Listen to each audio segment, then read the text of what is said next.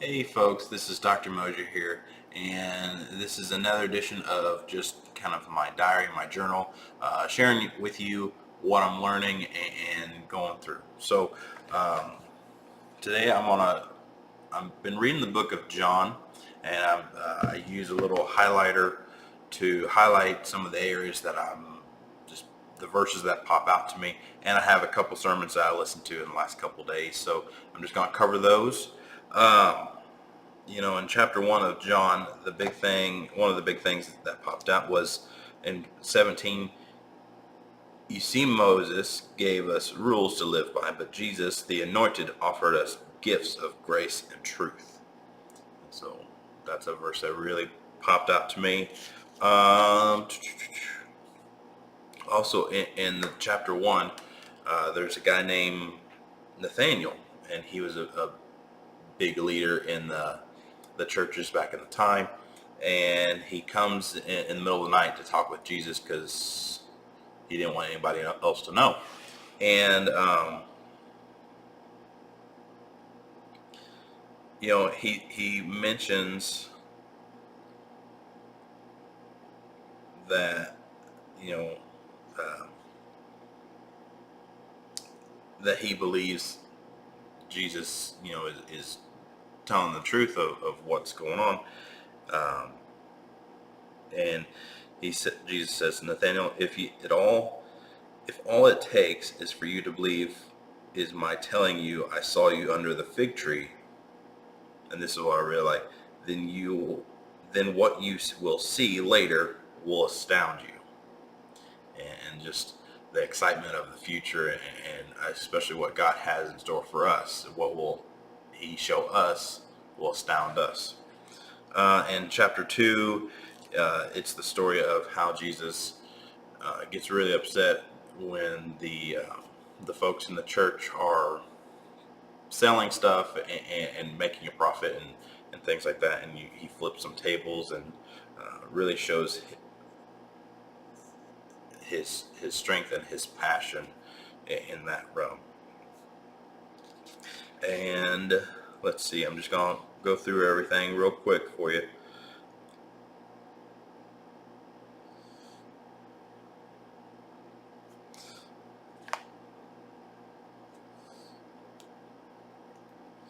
For God expressed his love for the world in this way. He gave his only Son so that whoever believes in him will not face everlasting destruction, but will have everlasting life. Here's the point. God didn't send his Son into the world to judge it. Instead, he is here to rescue a world. So there's a lot of power in that. And then the chapter I actually read today, I offer water that will become a wellspring within you that gives life throughout eternity. You will never be thirsty again. And he's talking to the woman at the well, and later on, he says this, the anointed one is speaking to you. I am the one you have been looking for. And that's obviously who we all are looking for. But the couple sermons that I want to share, this one is from the crossing in St. Louis, and he was talking about Saul, and this Saul guy was going to become the king, and when he was going to be announced, he was actually hiding because he was fearful of becoming the king. So he had a lot of fear, and Saul later on was instructed to go to war with the Amalekites, and was instructed, when you win, don't take all the stuff, just burn it, leave it alone. Well, he didn't abide by that and took all the stuff. And really, the point of the sermon was Saul didn't trust God. And God doesn't really want your sacrifice. He wants your heart. If you feel stuck, take the first step. And then the second sermon that I listened to was 11/22 down in Jacksonville. and it's called No Fear, is the title of the sermon. And the most prescribed medication that in the United States is anxiety and heartburn. And we tell our kids, be careful when they go out and go play and do things. But he was like, tell your kids, be brave, be courageous, instead of be careful. And, something, more things. I'm just giving you bullet points. God did not give you a spirit of fear. And he's referencing a lot of the Paul and Timothy communication, the letter in 2 Timothy. Fan the gift of flame from God within you. And Paul tells Timothy, endure suffering.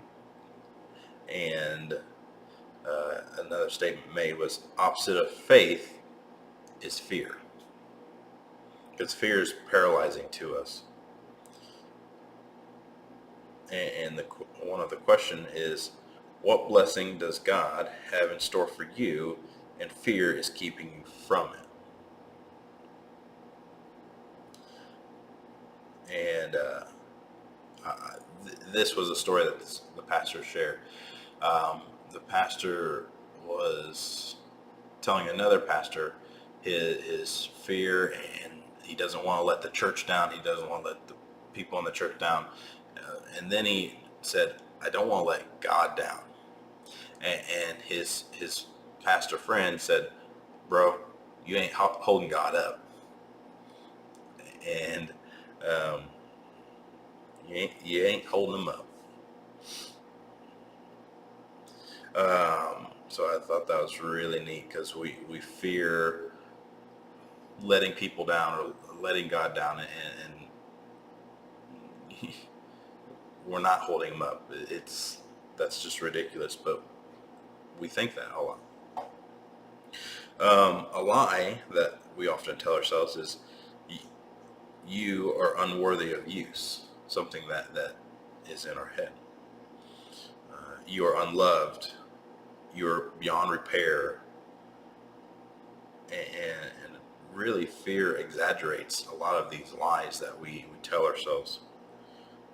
Fear is the what if, but faith is what if God does a miracle. Your situation does not define you. Your past does not define your future. And ultimately, fear is a liar. And so I want to encourage everybody you have a story to tell, so share it. Don't have the fear. Hope this was helpful. Hope it was informative. You guys are awesome.